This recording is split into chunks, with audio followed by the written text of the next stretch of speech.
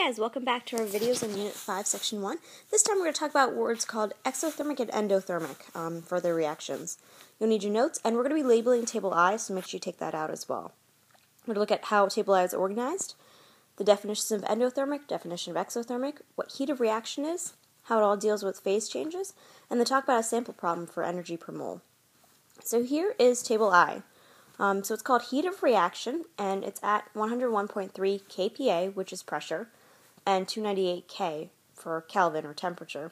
So this is at standard temperature and pressure.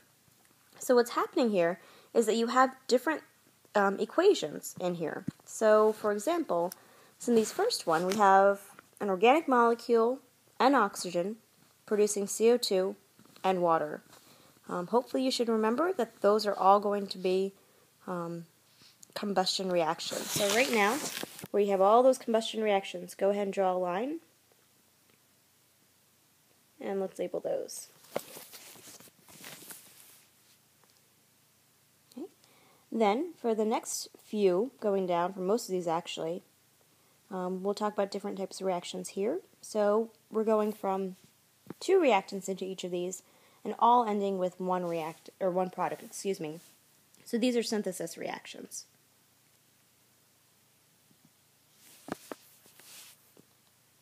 And then below those, you have a solid substance or an aqueous substance, and then you're adding water to it. When that happens, they're becoming ions. So this, of course, we know is dissolving. No need to memorize these equations. Most of the time they'll tell you, like, you refer to Table I to figure out this. So use this table. Don't just try to memorize it. That's silly. But let's go ahead and take a look at some patterns that occur in here. So all these combustion reactions. The big thing here is that they have this delta H here in K capital J, that's kilojoules, it's a unit for energy, and all of these values are actually going to be negative. If you look down at the bottom, it says the delta H values are based on molar quantities, and a minus sign indicates an exothermic reaction. So all of these are something called exothermic reactions, which we'll talk about in a bit. These synthesis reactions, we have a mixture of positive and negative signs, so some are exothermic. Any ones that have, again, the minus sign are exothermic. And if you haven't realized it yet, the positive signs are something called endothermic. And then down at the bottom, dissolving, same thing like the synthesis. Some of them are endothermic, some of them are exothermic. And again, it's all based upon that minus sign or positive sign. So, with these endothermic reactions, so anything with a positive delta H, we'll talk about what that is, heat is being absorbed. So when that happens, energy goes from is transferred from the surrounding to the system. Meaning, if you had a coffee cup, for example, and of course, be prepared for a bad drawing, coffee cup. Coffee in there, really weird looking coffee.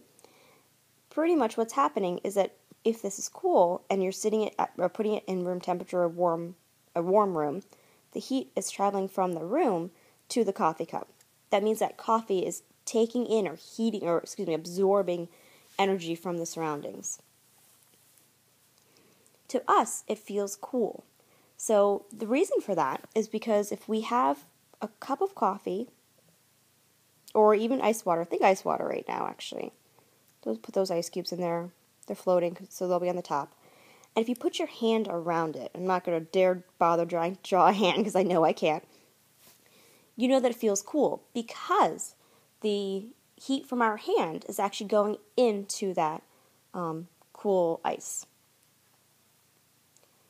And with all of these, energy is in the reactant. So you might see an equation, and actually we can use Table I. Actually, I'll go back. So, for example, for any of these endothermic reactions, I shall pick this one, just because it's positive. It's N2 gas plus O2 gas plus whatever that energy is. So it's 182.6 kilojoules. And that all produces 2NO gas. Right? So here, I've written that energy, that same amount of energy, right here in the reactant side. Of course, in Table I, we know that anything that's positive is going to be going to be an endothermic. And one little concept that many students in chemistry kind of get confused, really most because we teach you something differently in bio. You need energy to break a bond, and we'll talk a little bit more about that later on. But the basic thing is that if you have these two H's, they're Hunkelbriefs, they're combined together, you need energy in order to break that bond apart to form just two separate H's hanging out. So in this case, these are going to be endothermic reactions. And we talk about delta H, which is heat of reaction. So that tells you, again, if it's positive or negative. And this is just the energy of the products minus the energy of the reactants. And we'll deal with this in a few lessons, actually. So that's what delta H really means. For right now, you know that if it's positive, it's endothermic. And here, with exothermic, it's going to be negative. So exothermic, heat is exiting the system. So heat is being released. Energy is transferred from the system to the surroundings. So this is when your hot coffee cup really comes into play here. If it's super hot and steaming and bubbling, and you put your hand next to it, it feels warm because the heat is going from the coffee to your hand. And in this case, we'll write the energy out in the product. So I'll do my first exothermic reaction. Of course, it's a combustion reaction because I'm taking methane, an organic molecule, and oxygen. And at the end, it's producing CO2 and water. And it's also producing an amount of energy. So in this case, we're actually going to drop that negative and just make it 890.4 kilojoules. Really, that negative tells you that's going to be in the reactants. Of course, we'll use table I, and energy is released when we're forming bonds. So if I have two bonds, I have an H here and an H here, it's going to release energy when that bond forms. And we'll talk about that later on too. So that way energy is in the products. And of course, it has a negative delta H for heat of reaction. So with these phase changes, let's kind of quickly go through them because we're going to be doing some calculations for those soon. If we go from a solid to a liquid, heat is being absorbed. In fact, 80 calories of heat is being absorbed to go from that solid phase to the liquid phase. To go from the liquid phase to a gas phase, again, heating it, it's absorbing 540 to 600 calories of heat. And this is a standard amount for water. If you're going the opposite direction and cooling these down instead, so if you're going from a gas down to a liquid or condensation, this is going to be releasing 540 to 600 calories of heat. Same thing with freezing. If we go from a liquid to a solid and freeze it, so you're putting a glass of water right into the freezer, or out in Plattsburgh during winter, heat is going to be released by it. So in this case, 80 calories is being released. If we go from a gas to a solid, deposition, about 680 calories of heat is going to be released. And if we do the opposite, sublimation, about 680 calories is going to be absorbed. So pretty much here's what's happening. There's all these little intermolecular forces in the solid. So those little dots are all those hydrogen bonds. And in order for them to become looser or kind of get away from one another or to break all the hydrogen bonds between them, it needs to absorb heat. So when you absorb heat, they become a little bit more loose, a little bit separated from one another.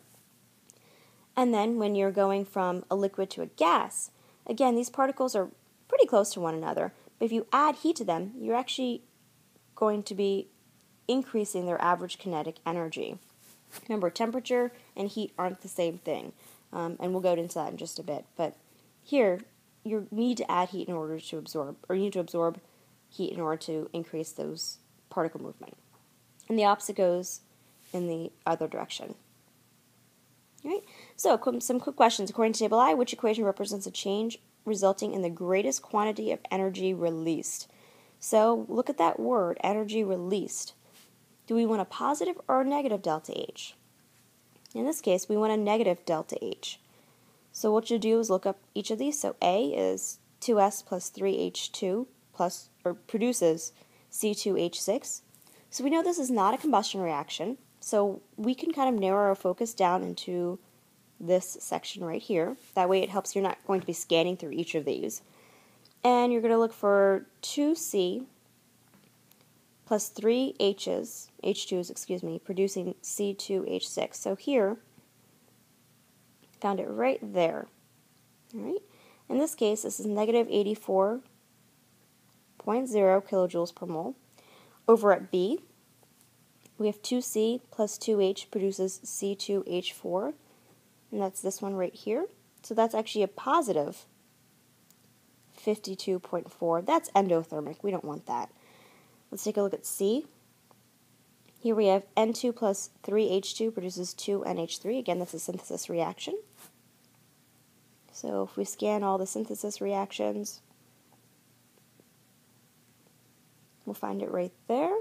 That's a negative 91.8 kilojoules per mole, or kilojoules. And again, that's negative, so that's good. We want energy to be released. And then the last one, so N2 and O2 produces 2NO. And we have that right there. That's going to be a positive 182.6. I know that's not correct because that positive sign means it's endothermic. It's going to absorb energy, so we'll get rid of those. So B and D are definitely automatically out because they're positive. And A and C we're down to A and C. And in this case, C is the best because it actually has the most amount of energy here. All right. Given the reaction, this is dealing with energy per mole. So you're given this reaction, and it shows you that you have energy on the product side. In this case, this is going to be an exothermic reaction because, again, the energy is in that product side. And so there's 571.6 kilojoules of heat being released. So it says, what's the approximate delta H for the formation of 1 mole of H2O? Well, in this case, you actually have 2 moles of H2O. So you have to think of what you're going to do with that 571.6 kilojoules. So for 2 moles of H2O, this is the value. So you want to cut that value in half, and when you do, you end up getting A. Right? So to quickly summarize, endothermic reactions absorb heat and have a positive delta H, whereas exothermic reactions release heat and have a negative delta H.